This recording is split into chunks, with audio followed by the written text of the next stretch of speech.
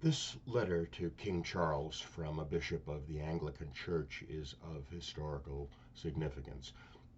Although I strongly agree with the spirit of it, I take exception with him declaring that even kings and emperors must bow to God, since Henry VIII created the Anglican Church by telling the Pope to sod off so he could get another divorce. His Majesty Charles III, King of the United Kingdom and the realm's supreme governor of the Church of England, bearer of the ancient title Defender of the Faith. Your Majesty, I write to you neither as a politician nor as a commentator, but as one of your loyal subjects who, as a bishop of Christ's Church, cannot remain silent while the Christian foundations of this kingdom are steadily dismantled. Sir, there are moments in the life of a nation when silence becomes a form of betrayal. If I refuse to speak to your Majesty now, this would be such a moment. For more than 1,000 years, the crown of this realm has stood in solemn covenant with the Christian faith. The laws of this land were shaped by it. The liberties of our people were nurtured by it. The conscience of our civilization was formed by it. From the abbeys of medieval England to the parish churches of our villages, from the preaching of the reformers to the missionary zeal that carried the gospel to the ends of the earth, the Christian faith has not merely influenced Britain, it has defined her. Yet today, that inheritance is being quietly but deliberately eroded. Across the institutions of this nation, there is a growing hostility toward the faith that built them. Christian belief is mocked in the public square. Christian morality is dismissed as intolerance. Christian institutions are pressured to surrender doctrine in order to conform to the ideology of the age. Within the very church that bears the name of England, voices have arisen that appear more eager to mirror the spirit of the age than to proclaim the eternal truth of the gospel. Meanwhile, beyond the walls of our churches, powerful political movements openly speak of removing Christianity from its historic place within the life of this nation. What would once have been whispered is now proclaimed openly, that Britain must become a post-Christian state. It is in this context that I write to you, Your Majesty, for the British Crown does not stand apart from this crisis. The sovereign of this realm bears a title that is not merely historic, but sacred in its origin and meaning. Defender of the faith. Those words are not decorative. They are a charge.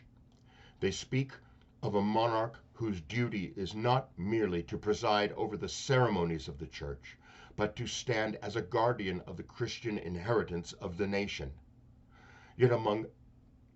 Yet many among your subjects now ask, with increasing anxiety, who will defend that inheritance today? They see a nation drifting from its foundations, and they ask whether the crown will remain silent while that inheritance is dismantled.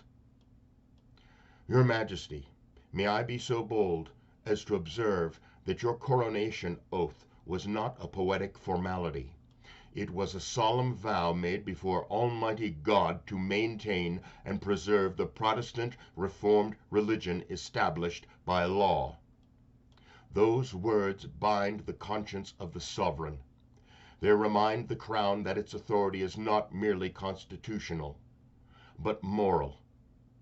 The monarch is not merely a symbol of national continuity, but a custodian of the spiritual inheritance that shaped this realm. History records moments when kings and emperors were confronted by the church and reminded that their authority was accountable before God. In the 4th century, Ambrose of Milan stood before the Emperor Theodosius I and reminded him that even the ruler of an empire must bow before the moral law of Christ. That tradition of prophetic witness has never disappeared, nor should it. For when rulers forget the foundations upon which their authority rests, the church must speak, not with hostility, but with holy clarity. And so I write to say this, Your Majesty. The Christian character of this nation is under profound and accelerating assault.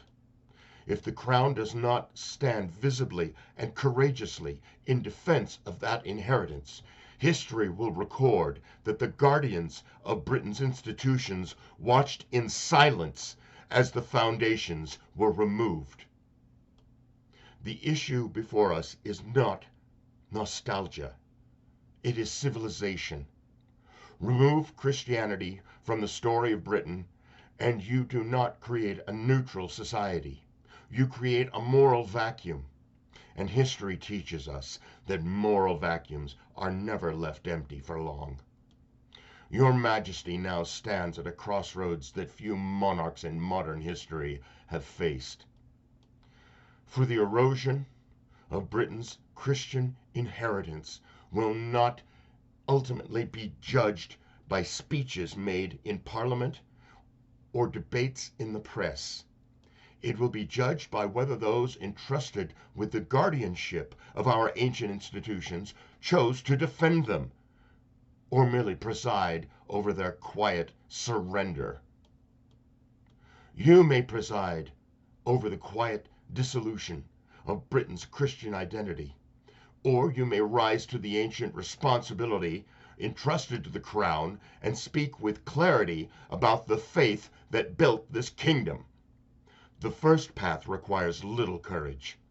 The second will require a great deal, but it is the path that history honors. Your Majesty's subjects are not asking for religious coercion. They are asking for leadership. They are asking that the sovereign who bears the title Defender of the Faith remember what that title means. They are asking that the Crown hear the growing cry of anguish from Christians across this land who feel that the spiritual inheritance of their nation is being surrendered without resistance. And they are asking whether the Crown will stand with them. For the faith that shaped Britain is not merely a cultural ornament. It is the wellspring from which our laws, our liberties, and our moral imagination have flowed. If it is cast aside, the nation will discover too late that it has severed itself from the very roots that sustained it. Your Majesty, to many the Crown is a symbol of authority, but before God it is also a symbol of stewardship. And stewardship carries with it the duty to defend what has been entrusted. May Almighty God grant Your Majesty the wisdom to discern this hour and the courage to fulfill the sacred duty entrusted to the Crown. Yours faithfully, Bishop Dewar.